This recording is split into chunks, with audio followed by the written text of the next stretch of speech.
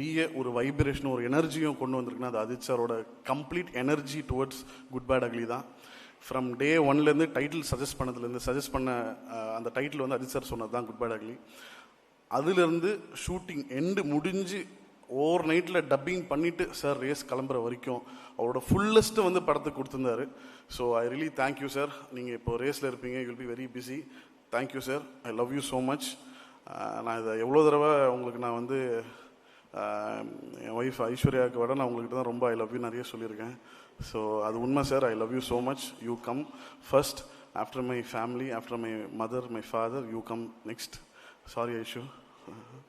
So இந்த ஒரு வருஷம் ப்ளஸ் டைம் வந்து என் வாழ்க்கையில் ரொம்ப ரொம்ப ரொம்ப ரொம்ப இம்பார்ட்டண்ட்டான ஒரு டைமாக நான் பார்க்குறேன். என்னை ஒரு கம்ப்ளீட்டான ஒரு காமான ஒரு மனுஷனாக வந்து இந்த ஒரு 1.5 வருஷம் நான் ரொம்ப ஹைப்பர் ஆக்டிவ், நான் ரொம்ப எக்ஸென்ட்ரிக். என்னை வந்து ரொம்ப காமாக என்னை ட்ரான்ஸ்ஃபார்ம் பண்ணது அஜித் சார் தான். ஸோ நான் ரொம்ப நன்றி சொல்லிக்கிறேன்.